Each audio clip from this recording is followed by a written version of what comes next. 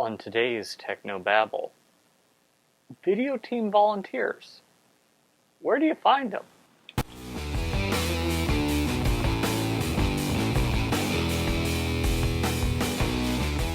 This is Tech No Babble, your weekly source for church video and graphics news, perspectives, tips, and tricks. And now here's your host, Paul Clifford.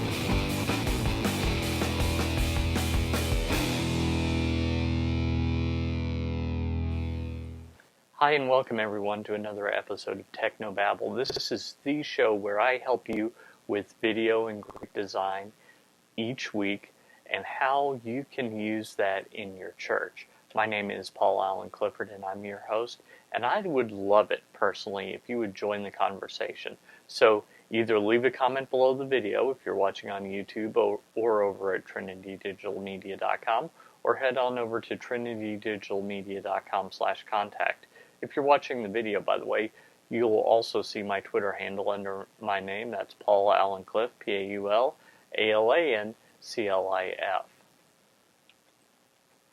So, how do you find people for your video team or for your tech team in general? I do have some ideas, some things that have worked for me, because at one time, in a very short span of time, about a month, I doubled our video team at church. And what was interesting is I wasn't in charge of it. I was in charge of a special event. Now, maybe that's tip number one, is start with the idea that you can find volunteers. They exist. You just need to know where to look. So you need to tell yourself over and over again, they're out there. What I do is cool. They will enjoy it. There's no reason why they wouldn't. Just tell yourself that over and over again. And the reason is because it's true. But you need to believe this. If you don't believe that the thing that you get to do for your church is cool and fun, and you kind of feel sorry for other people that do the other ministries, you kind of feel sorry for the musicians that they only get to play instruments, they don't get to do video, or whatever your ministry is. You kind of feel sorry for the children's ministry that they have to deal with children instead of doing technology. Now, I don't want you to look down on them. Don't hear me wrong. But what I mean is you must be in love with your own ministry enough that you want to share it. This isn't a burden. This is an opportunity for your friends, family, people in your church to change lives and eternities. That's something that really, really matters, something that will outlive them. So this is an opportunity you're giving away. So the first thing is fall in love with your ministry.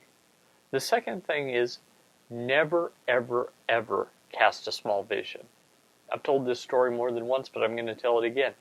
When I was looking for a job, probably 8 to 10 years ago, I saw an ad on Craigslist and I applied for it. And the guy said something to the effect of,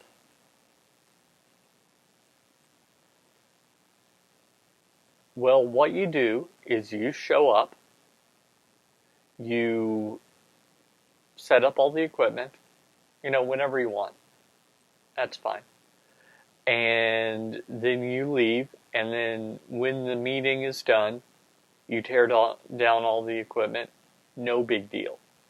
I think he actually said, no big deal. So I took the job. I was good at it.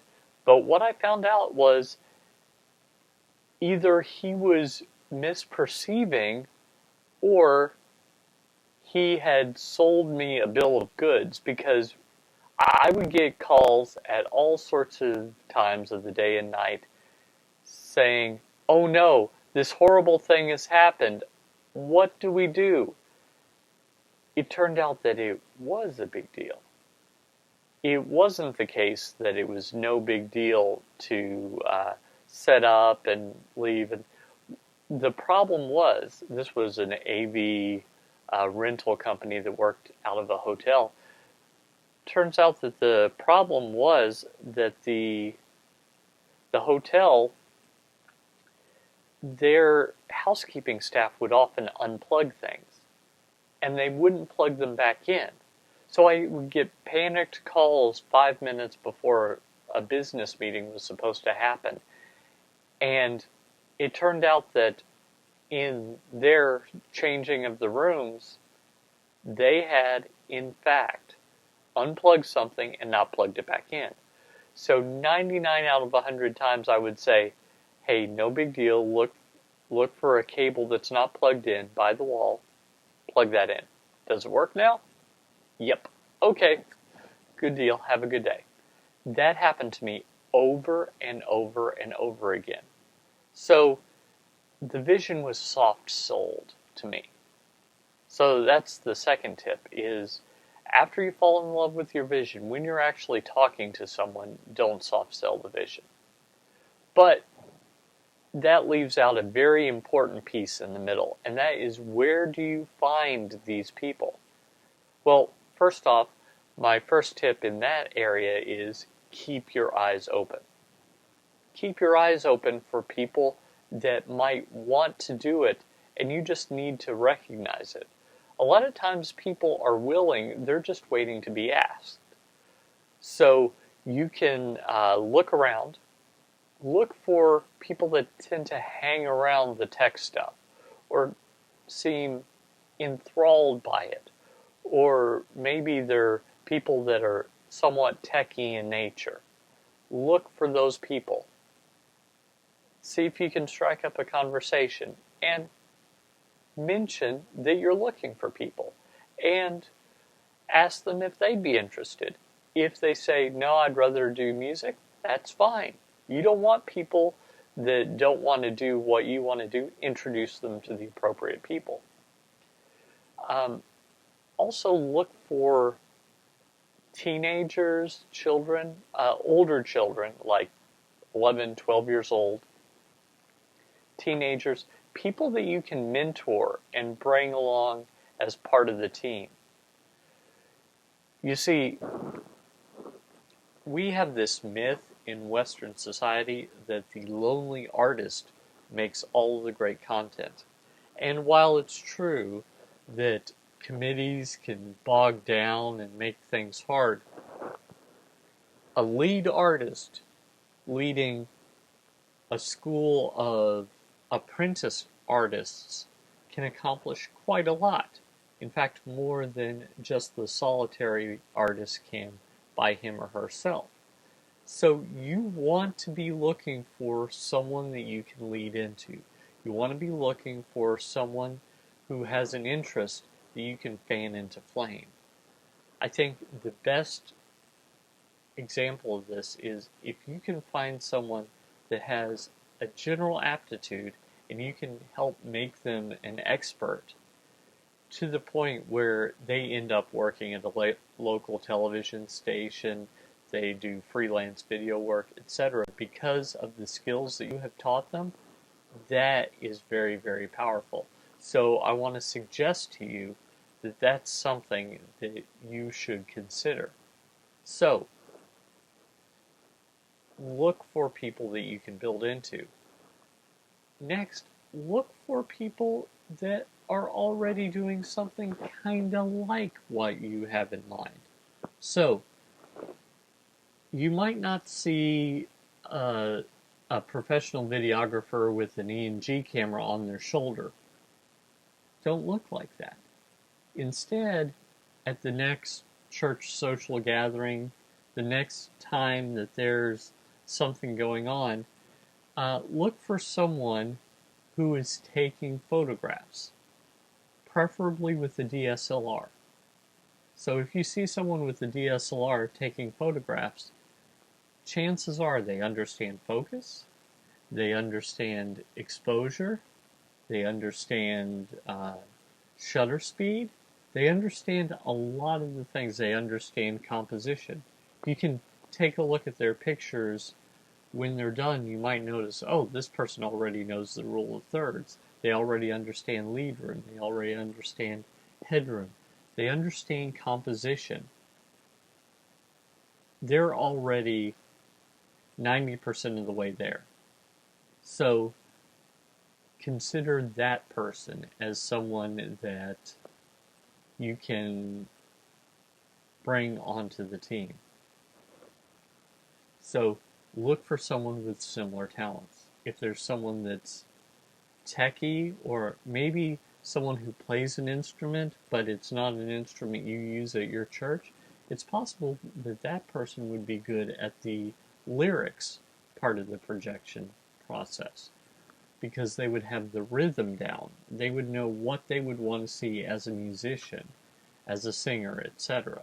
So look for people with some skills that you can translate. Then also see if you can bring people out of the woodwork. Here's what I suggest. In the old days, we might have called it a camcorder clinic.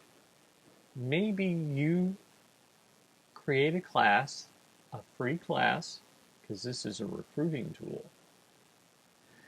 Create a free class to talk about particular aspects of what you do in your church and help them out in their regular life.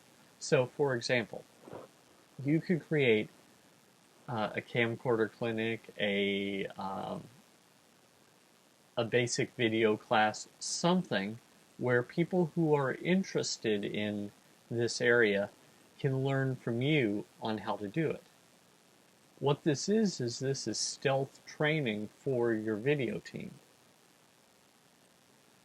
Do that. Also, you can do a presentation workshop. A lot of people do presentations at work. Why not help them out? And you can also get a list of people that are interested in doing presentations. Ah, sneaky. So then you have a group of people that maybe one out of 20 of them would join your team, but that's one more than you had. So that's something else. Next, always keep in mind that you're looking for people. Who can help you? Who has a background? Who would be interested in what you do?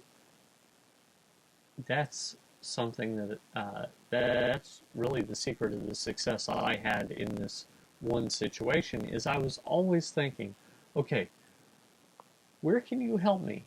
How can I get better at this? What can we do that will help advance the mission of the church? That's really, really important. So, keep in mind, who is someone that you can ask in? Maybe it's someone that's not involved at all. I know every time in my life group when we're talking about serving in the church, I pipe up and say, we're looking for people on the video team. Just curious, if you're interested, we've got openings on the video team, etc. So just always don't think make it or break it. Keep an outcome independence mindset of, if they're not interested, I'm no worse off. If they are interested, I've gained a volunteer. Think of it that way. Approach it from I have nothing to lose perspective, and I think that you'll accomplish a lot. So, here are my tips, just to review them. 1, fall in love with your ministry. 2, never soft sell the vision. 3, look for younger people that you can call in. 4, look for people that have an aptitude for something basically related. 5, I want you to always be asking, always be keeping it top of mind that you need people in this area. I think if you do all those things, you'll be surprised how many people come out of the woodwork. Remember, most people are just waiting to be asked. they need someone to say, hey, what's going on? And when you ask, by the way, a couple of tips. I mentioned one, keep independent about the outcome. You don't care. It would be nice if they would join your team, but if they join another team, you've just helped someone else. If they don't, that's fine too. So keep that. And don't say someone's no for them. Let them say it for themselves. So you might be looking across the room and you might say, oh, Dr. So-and-so would be perfect, but he's so busy. Or Jane over there, she'd be great at it, but she just had some kids. Or Susie over there would be great, but she's a lawyer and she just surely doesn't have time. Does she? You don't know any of those are absolutely the case. It could be that the doctor is looking for a way to blow off some steam. It could be that the mother is looking for a good excuse to leave the kids with her husband. It could be that the lawyer really always wanted to do something creative but doesn't have an outlet. So look for these opportunities. Don't say someone's no for them. And I think that you'll find that you can go out and change eternity. Don't forget to like, subscribe, comment, thumbs up this video. If you found it interesting, if you found it helpful, then share it with your friends. That's the best thing you can do to help us get the word out. Until next time. Oh, and if you haven't subscribed, I don't know why not. So head on over to trinitydigitalmedia.com, subscribe, and you can get this content delivered automatically to your smartphone or to your computer for free. Free, I'm telling you. So head over there, and there's plenty of links on all the shows. And until next time, this is Paul Allen Clifford with trinitydigitalmedia.com.